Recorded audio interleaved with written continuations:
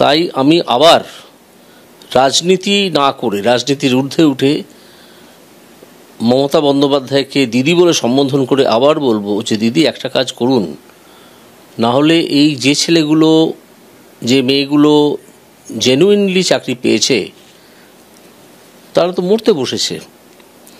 যে কাজটা করতে বলছি সেটা হচ্ছে যে সিবিআই যে মাদার ডেস্ক উদ্ধার করেছিল, যেখানে সব ওএমআর শিট আছে, সেই ওএমআর শিটগুলো পাবলিশ করে দিন।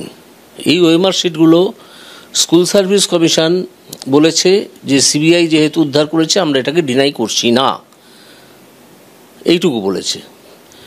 স্কুল সার্ভিস কমিশন বলুক যে এই ওএমআর শিটগুলোই আসল ওএমআর শিটের ছবি, এই যে ছবিগুলো তারা যে মাদার ডিস্কটা উদ্ধার করেছে, এবং এটা পাবলিশ করে দেওয়া হোক।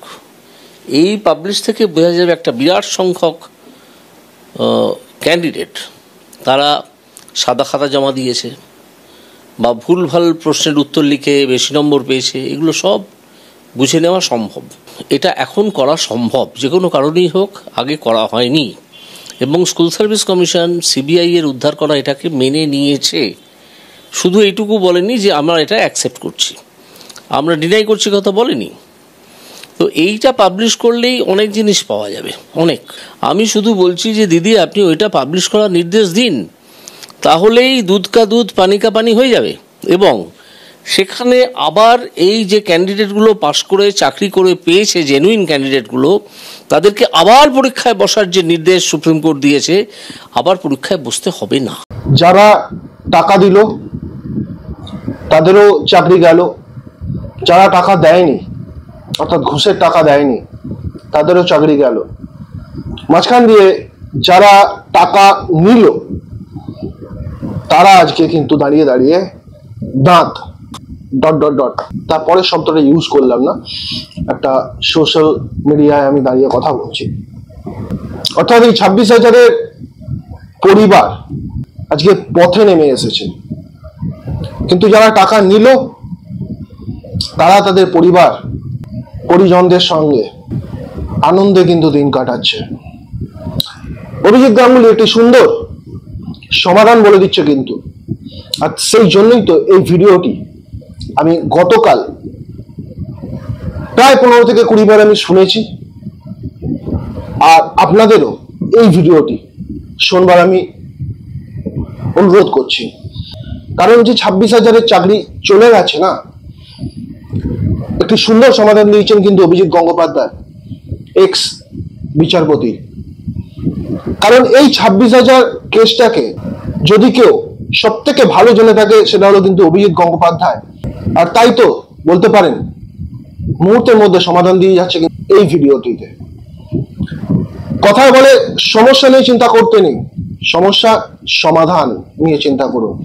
তাই যারা আজকে যে 26,000, বিশেষ করে যারা যোগ্য, তাদের জন্য আমি বলছি আপনারা এখানে ওখানে না গিয়ে, না ভোটকে, অর্থাৎ দিশাহীন পথে না গিয়ে অভিজিৎ গঙ্গোপাধ্যায়ের দেওয়া এই সমাধানের পথে হাঁটুন, হয়তো সমস্যার সমাধান পেয়ে যাবেন।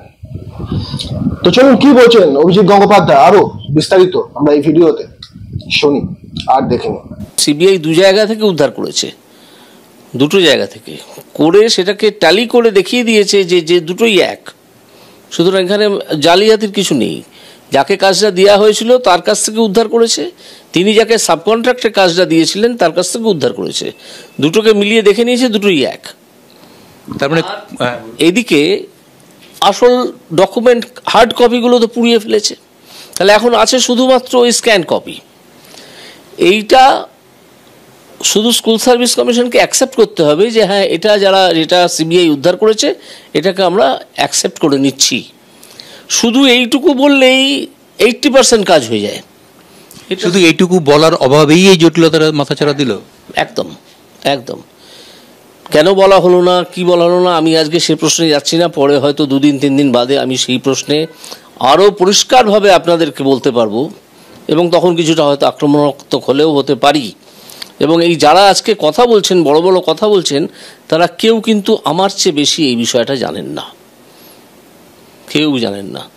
আপনি চাইছেন সরকার এখন আদালতে যাক এবং আবেদন করুক এটা না, নিয়ে? আমি চাইছি যে সরকার আগে একটা সদর্থক পদক্ষেপ, এই ওএমআর শিট থেকে, এই ডিস্ক থেকে ওএমআর শিটগুলো পাবলিশ করে দিক, দিয়ে সেটা নিয়ে তার একটা এফিডেভিট করে একটা ছোট্ট রিভিউ অ্যাপ্লিকেশন করুক। সরকারকে যেতে বলছি না, যে কোনো ক্যান্ডিডেটও যেতে পারে।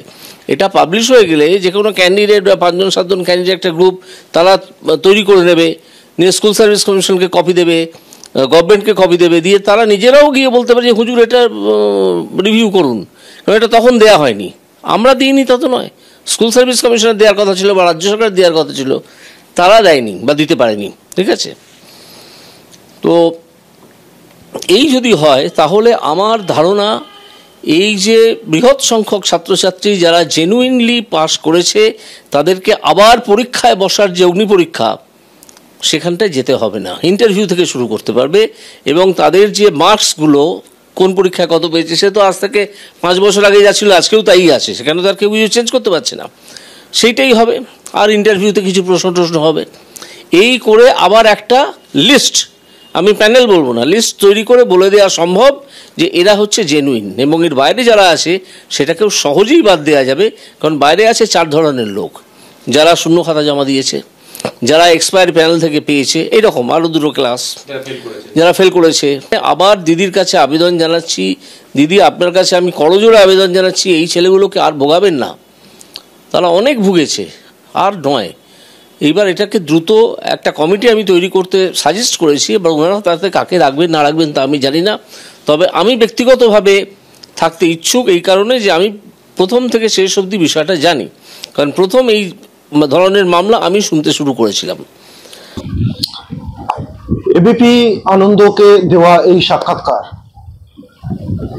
দেখার পর আমি আবারও বলছি, বারবার আমি এই ভিডিওটিকে ওয়াচ করেছি, দেখেছি এবং শুনেছি, এবং তারপর আমার মনে হয়েছে মাননীয় অভিজিৎ গঙ্গোপাধ্যায় মহাশয় এই দেওয়া প্রস্তাব, এই ছোট ছোট ছেলেমেয়েরা যারা আমার থেকে বয়সে ছোট এবং যারা সিনিয়র আছে আমার থেকেও, তারা যদি মেনে নেয়, হয়তো এই যে যোগ্য ক্যান্ডিডেট যারা যোগ্যভাবে অর্থাৎ ঘুষ না দিয়ে চাকরি পেয়েছিল, তাদেরকে যে আবার পুনরায় 2 থেকে 3 মাস পর আবার পরীক্ষায় বসতে হবে, এরকমই একটা কথা উঠেছে, সেই পরীক্ষায় হয়তো বসতে হবে। কারণ আবারও বলছি, ব্যক্তির নাম অভিজিৎ গঙ্গোপাধ্যায়, যিনি সব থেকে এই 26,000 মামলাটাকে সব থেকে কাছ থেকে পর্যবেক্ষণ করেছিলেন, তিনি সেই ব্যক্তি। কিন্তু অতীতেও যখন তিনি বিচারপতি ছিলেন গলা ফাটিয়েছিলেন, কিন্তু দুঃখের সঙ্গে বলছি যাদের জন্য একসময় তিনি গলা ফাটিয়েছিলেন তাদেরই মধ্যে কাউকে কাউকে সোচ্চার হতে শুনেছিলাম, তার বিরুদ্ধে যেতে শুনেছিলাম, তাকে নিয়ে প্রশ্ন করছিল। আমি কিন্তু একটাই কথা বলবো, অভিজিৎ গঙ্গোপাধ্যায় প্রথমেও সঠিক ছিলেন, এখনো কিন্তু সঠিক আছেন। তাই ডাইরেক্টলি হোক ইনডাইরেক্টলি হোক, তিনি, আপনারা যদি ভিডিওটি বারবার ধরে শোনেন, আশা করি বুঝতে পারছেন ডাইরেক্টলি হোক ইনডাইরেক্টলি হোক সমাধান কিন্তু দিয়ে যাচ্ছে, বা তিনি ডাইরেক্টলি বা ইনডাইরেক্টলি হোক তিনি কিন্তু এই সমস্ত যারা পথহারাই বলছি দুঃখের সাথে, শিক্ষক শিক্ষিকাদের যারা আজকে পথে নেমে এসেছে তাদেরকে কিন্তু এই পথেই যাওয়ার কিন্তু একটা সিগন্যাল দিচ্ছে। কারণ এই সেই হার্ড ডিস্ক যেখানে 22 লক্ষ পরীক্ষার্থী ওএমআর সিটে প্রতিলিপি কিন্তু সিবিআই উদ্ধার করেছে। এবিপি আনন্দকে দেওয়া অভিজিৎ গঙ্গোপাধ্যায়ের সেই ইন্টারভিউ, যার মধ্যে কিন্তু আমি একটা আশার আলো দেখতে পাচ্ছি, তো আপনাদের সঙ্গে শেয়ার করলাম। যদি আপনাদের পার্সোনালি কোনো মতামত থাকে এই ভিডিও কমেন্ট সেকশনে আপনারা কিন্তু জানান। আর আমি চাই আপনারা ভিডিওটি দেখে প্রত্যেকে লাইক এবং শেয়ার করুন, যাতে এই যে 26,000 চাকরি প্রার্থী, যাদের মধ্যে বিশেষ করে যারা যোগ্য, যারা টাকা দেয়নি, মেধার ভিত্তিতে চাকরি পেয়েছিল কিন্তু আজকে পথহারা, তারা অ্যাটলিস্ট সমাধান খুঁজে পায়, আমি সেটাই চাই। তো বন্ধুরা ভালো থাকবেন, সুস্থ থাকবেন, নমস্কার।